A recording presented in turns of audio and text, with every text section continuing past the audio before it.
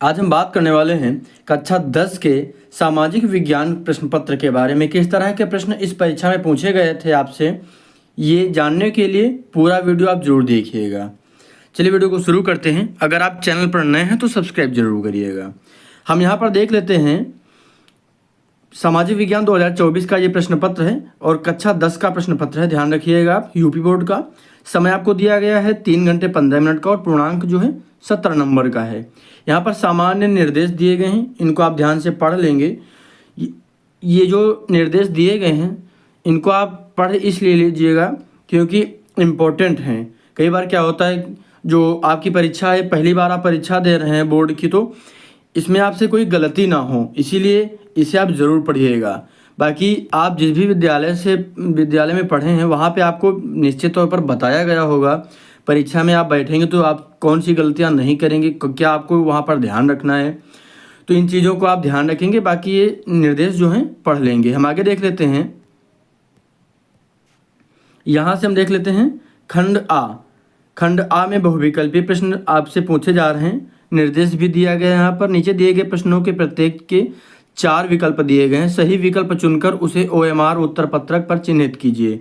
पहला प्रश्न यहाँ पर आपको देखने के लिए मिलेगा, निम्नलिखित में से कौन सा आंदोलन महात्मा गांधी ने नहीं चलाया, ये आपको बताना है। इसमें से 3 जो आंदोलन है वो महात्मा गांधी ने चलाए थे। बाकी का जो एक आंदोलन ऐसा है जो महात्मा गांधी जी ने नहीं चलाया, तो वो आपको बताना है कौन सा नहीं चलाना है और उसे जो है आप OMR सीट पर करेंगे। और OMR सीट कैसे भरी जाती है, उसमें आप कोई गलती नहीं करेंगे, व्हाइटनर का प्रयोग नहीं करेंगे। ये सामान्य जानकारियाँ हैं जो आपको पता होनी चाहिए। बाकी OMR भरने का जो तरीका होता है वो मैंने आपको पहले ही बता रखा है। उसका लिंक मैंने नीचे इस वीडियो के डिस्क्रिप्शन में दे दिया है, उससे आप देख लीजिएगा ताकि आपसे बिल्कुल भी गलती ना हो। ठीक है, हम यहाँ पर आगे देख लेते हैं। हमारा दूसरा प्रश्न यहाँ पर क्या होगा, बाकी इन सभी प्रश्नों से संबंधित जो उत्तर होगा, सॉल्व पेपर होगा, मैं बाद में अपलोड कर दूंगा, उसे आप देख लीजिएगा। बाकी अभी मैं इसीलिए नहीं इन सभी के उत्तर बता रहा हूँ, इनको आप नोट करिए, बुक से या इंटरनेट के माध्यम से इन्हें आप सर्च करिए। कितने आप सही क्वेश्चन कर पाते हैं, इससे 2 फायदे होंगे। आप इन प्रश्नों को सर्च करते करते बहुत सारे ऐसे प्रश्नों को भी सर्च कर पाएंगे जो इम्पोर्टेंट होंगे, जो आपकी परीक्षा में पूछे जा सकते हैं, और बहुत सारे प्रश्न आपको तैयार भी हो जाएंगे, याद भी रहेंगे। ठीक है, आप यहाँ पर हम देख लेते हैं। यहाँ पर क्या हो जाएगा, 1789 में फ्रांस में राष्ट्रवाद की प्रथम अभिव्यक्ति का क्या परिणाम हुआ, तो ये आपको बताना है। इसमें 4 विकल्प आपको देखने के लिए मिलेंगे। गुलामगिरी के लेखक कौन थे, और ये वाला जो प्रश्न है गुलामगिरी के लेखक कौन थे, ये मैंने आपको बताया है। इसे आप चाहें तो देख सकते हैं। सामाजिक विज्ञान को जो मैंने वीडियो अपलोड किया था तो उसमें मैंने इसमें डिटेल में चर्चा की थी। बहुत सारे बहुविकल्पीय प्रश्नों के मैंने वहाँ पे बताया था।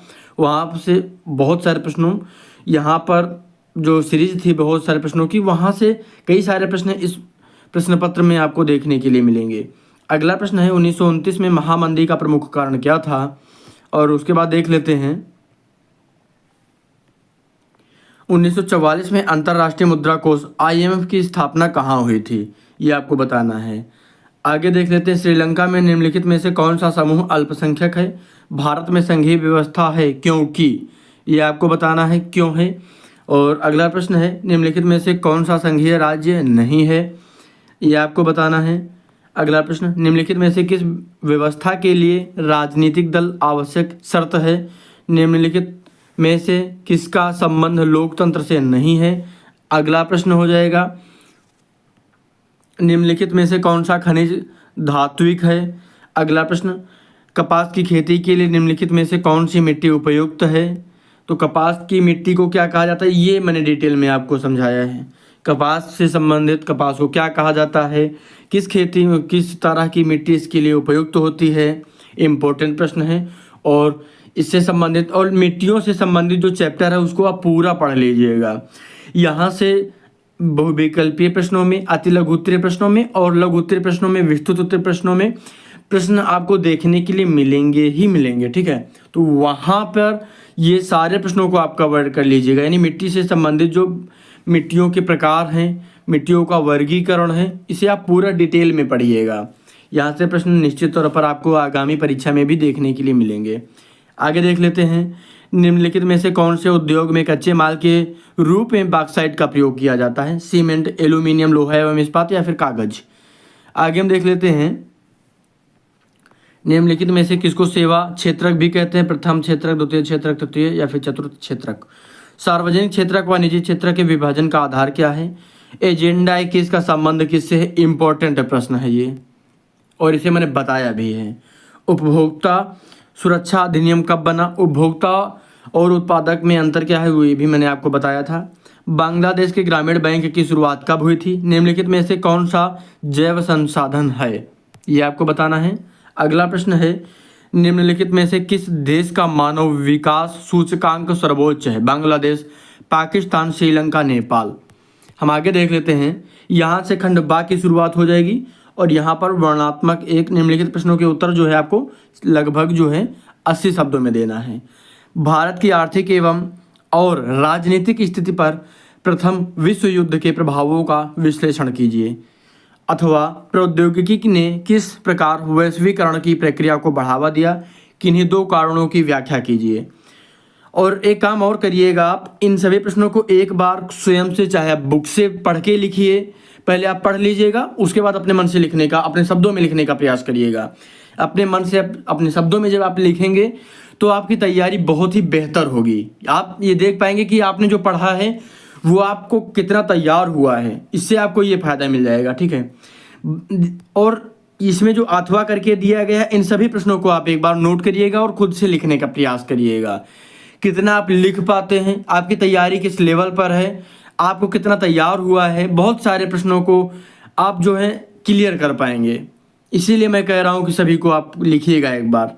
लोकतंत्र सभी सामाजिक, आर्थिक और राजनीतिक समस्याओं का समाधान करता है, इस कथन की तर्कों सहित पुष्टि कीजिए। अथवा राजनीतिक दलों के 4 महत्वपूर्ण कार्यों का उल्लेख कीजिए। और अगला प्रश्न देख लेते हैं, एक संसाधन के रूप में मिट्टी के महत्व का उल्लेख कीजिए तथा भारत में पाई जाने वाली किन्हीं 2 प्रकार की मिट्टियों का वर्णन कीजिए। अथवा विदेशी व्यापार से आप क्या समझते हैं? विदेशी व्यापार को अनुकूल बनाने के लिए किन्हीं 2 सुझाव दीजिए। और अगला प्रश्न है 24, भारतीय कृषि पर वैश्वीकरण के प्रभाव पर टिप्पणी कीजिए। अथवा तृतीयक क्षेत्रक अन्य क्षेत्रकों से भिन्न कैसे है, सो उदाहरण यानी उदाहरण के साथ व्याख्या कीजिए। और वर्णनात्मक जो है यहाँ से सेकंड आ जाएगा, यानी इम्पोर्टेंट है यहाँ पर। महात्मा गांधी द्वारा चलाए गए 3 सत्याग्रह आंदोलनों के कारण और परिणाम बताइए।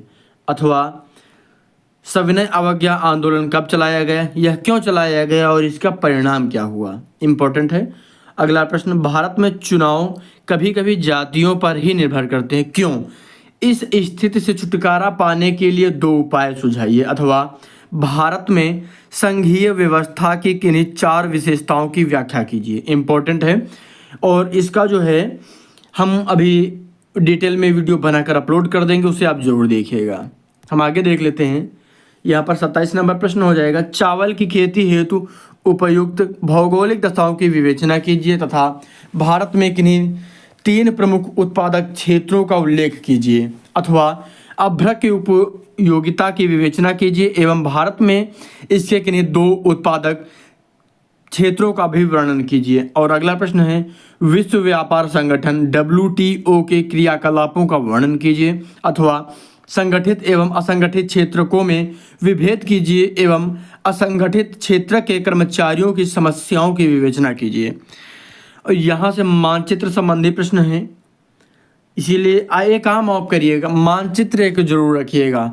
1 बार 2 बार जब आप मानचित्र को देखेंगे तो आप ये देख पाएंगे कि कौन सा स्थान कहाँ पर है, ठीक है। यहाँ पर वही चीज़ें पूछी गई हैं। निम्नलिखित स्थानों को भारत के दिए गए रेखा मानचित्र पृष्ठ 13 पर इस चिन्ह द्वारा नाम से दर्शाइए। नाम सही तथा सही स्थान अंकन हेतु 1/2 1/2 यानी आधा अंक मिलेगा।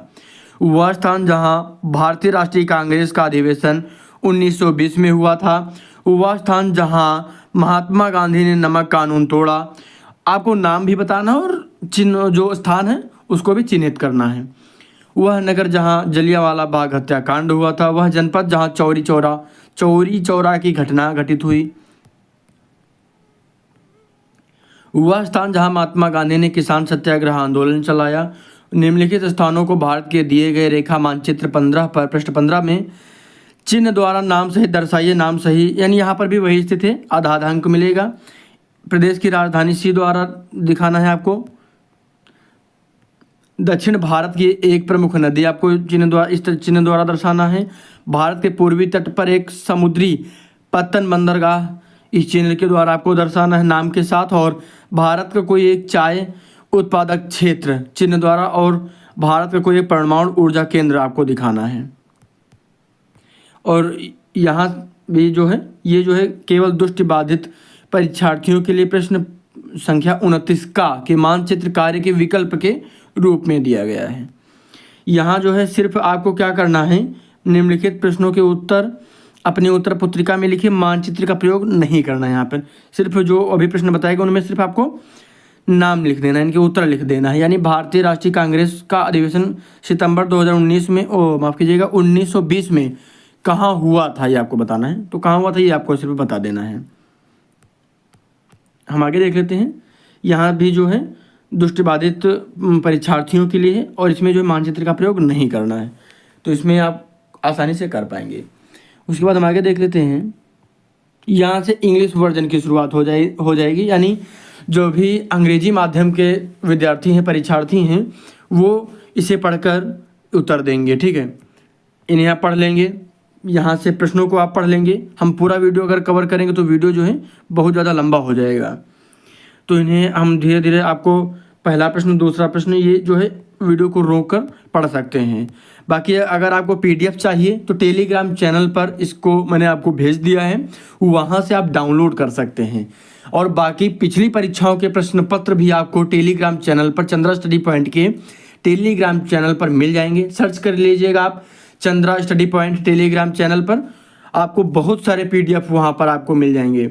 और सिर्फ यूपी बोर्ड ही नहीं, इसके अलावा जो भी अन्य परीक्षाएं होती हैं, UPP हो गया, UPSI, जो भी प्रश्न पत्र उपलब्ध हो पाते हैं उनको हम वहाँ पर आपको उपलब्ध कराने का प्रयास भी करते हैं। LLB से संबंधित भी प्रश्न पत्र वहाँ पर आपको मिल जाएंगे। ठीक है, तो उम्मीद करता हूँ ये वीडियो आपको अच्छा लगा होगा। बाकी इसका सोल्व पेपर जो है हम पूरा हल के साथ में बहुत जल्द अपलोड कर देंगे, इसीलिए आप सब्सक्राइब जरूर करिएगा। बाकी मैंने मैथ की एक बहुत बढ़िया सीरीज शुरू की है, अगर आप मैथ विषय में कमज़ोर हैं तो सब्सक्राइब जरूर करिएगा। आपके घर में जो छोटे बच्चे हों, एकदम बेसिक लेवल से, एकदम शुरुआत से हमने मैथ को शुरू किया है, कोई भी डाउट नहीं रहेगा मन में। बिल्कुल हिंदी भाषा से संबंधित, यानी हिंदी मीडियम, और साथ में हम अंग्रेजी को भी कवर कर रहे हैं, यानी अंग्रेजी माध्यम में भी गणित को कवर कर रहे हैं, तो आपके मन में कोई भी डाउट नहीं रहेगा।